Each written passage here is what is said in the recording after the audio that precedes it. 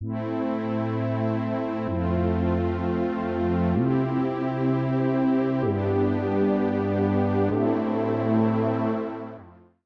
二次世界大战中，梅塞施密特所主持的飞机公司成为德国飞机制造商中最大的赢家，设计制造了许多著名的飞机，如被称为德意志之鹰的 Bf109， 世界上首架以火箭发动机为动力的战斗机 ME163， 世界上最早投入实战使用的喷气式战斗机 ME262 等。在此期间，双发重型战斗机崛起，其中最为人熟知的就是双生恶魔 P38 战斗机了。但其实比 P38 战斗机更早的时候，德国航空业也设计出了一款性能杰出的双发重型战斗机，曾和 Bf110 一起竞争帝国空军双发驱逐战机，但因为发动机迟迟不能交货，该战机在装备低功率发动机的情况下，飞行性能不如 Bf110， 因此落选。后来生产的原型机被用于工厂防空，甚至还击落过几架轰炸机。它就是今天我们要说的由德国福克沃尔夫公司研制的重型战斗机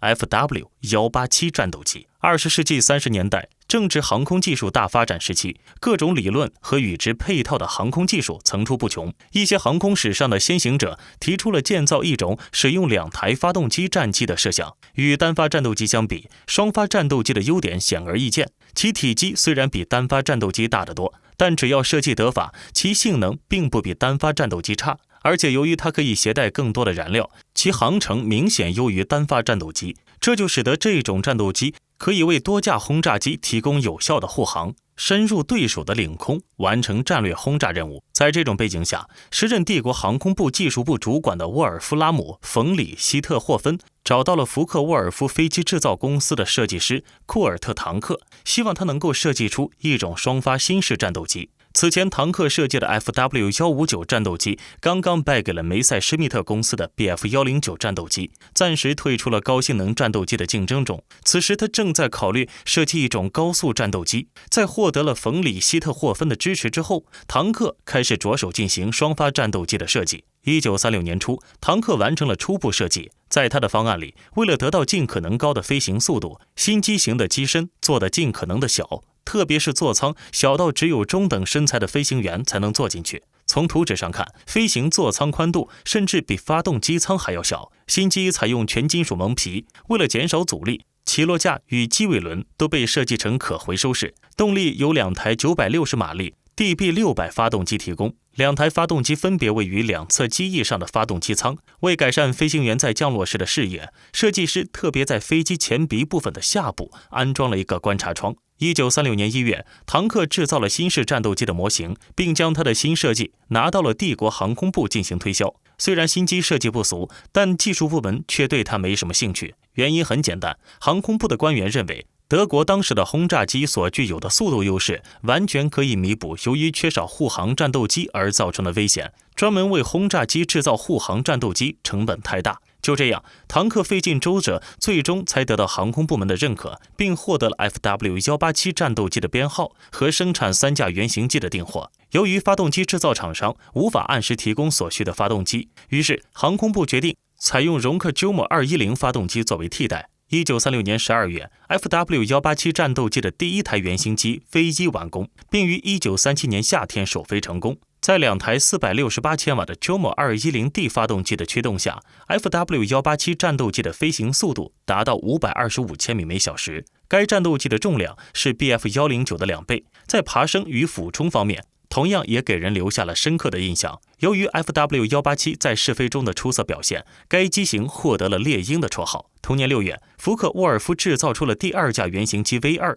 并投入了试飞。设计师根据 V1 在试飞阶段所暴露出的问题，对 V2 进行了一系列的改进，特别是对存在震动现象的升降舵进行了重新设计，并在尾翼方向舵上增加了一条加强筋。V2 最重大的改进是使用了最新型的 Jumo 210D A 型发动机。虽然 FW187 战斗机在最初的飞行测试中表现不错，但航空部仍旧对它比较冷淡。航空部认为其机身重量比 Bf109 重2倍，并且使用2台发动机，这会使其制造难度加大，增加制造成本。而且飞行员训练也较为困难。针对航空部的怀疑，唐克指出，制造该机的机身成本与制造单发战斗机相当，虽然需要多装一台发动机，但是多出的这台发动机可以增加飞机的航程，从而使该机可以深入敌人的领空。特别是在一台发动机出现故障的时候，飞行员可以用另一台发动机返回，从而保全飞行员的安全。至于训练难度的问题，唐克认为，由于设计精良，飞行员可以很容易地掌握操纵要领，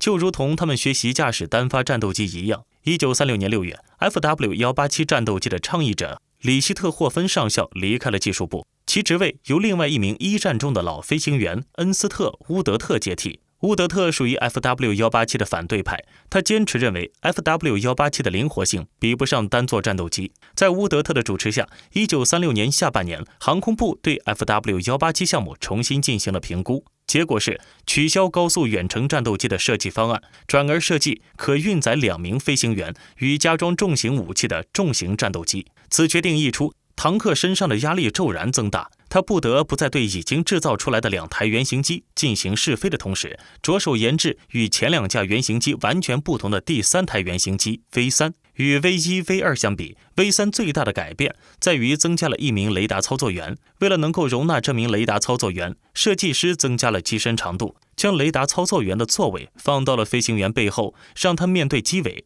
出于减少阻力的考虑，设计师将燃料箱放进了靠近机尾的机身里，同时还修改了发动机舱的设计，使发动机位置前移。V1与 V2 所使用的发动机舱都超过了机翼后沿，而 V3 的发动机舱与机翼后沿齐平。重新设计的座舱罩分成了前后2部分，使用时前半部分从后方向上抬起，而 V4、V5 与 V3 相比，只是做了一些局部的改动。为了给飞行员提供更好的前视野，而采用了新式的风挡玻璃。在研制 V6 的时候，唐克终于得到他梦寐以求的 DB600A 发动机。1939年初，安装有1050匹马力 DB600A 发动机的 FW-187 战斗机 V6 进行了试飞。新发动机给 V6 的性能带来了质的飞跃。根据档案记载， V6 在4000米的高度上飞行速度达到了630千米每小时，这也是该机型的最高纪录。面对 FW-187 战斗机的杰出表现，航空部最后终于同意生产3架预生产型的 FW-187 战机，但不知出于何种考虑，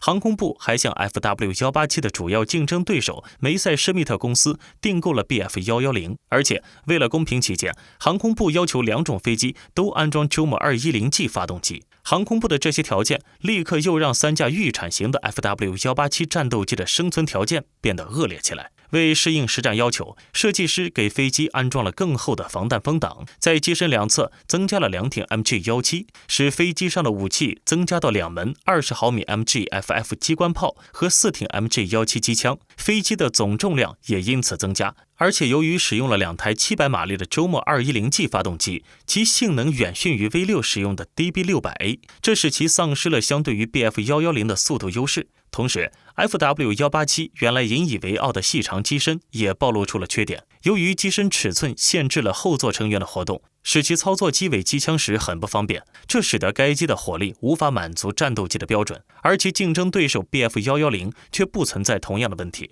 结果自不必说，航空部决定订购 BF-110， 而 FW-187 成为了失败品。FW-187 战斗机作为一种新型双发战斗机，无疑是所有单发战斗机的可怕对手。在梅赛施密特的阴影之下，失败于缺乏航空部的重视与赏识， FW-187 最终还是被历史的洪流埋没。可以说，福克沃尔夫公司的30年代是很憋屈的，但是福克沃尔夫公司却通过该机的研制，为后来研发 FW-190 等高性能的战斗机奠定了基础。其凭借 FW 系列战机在航空时找到了自己的位置，逆风翻盘。从这个意义上来说，猎鹰并没有失去价值，它为后续的战斗机设计提供了宝贵的经验。本期的视频就到这里了，请持续关注我们，既可以收看最新的视频，又能浏览往期的精彩。欢迎在评论区留言，我们下期再见。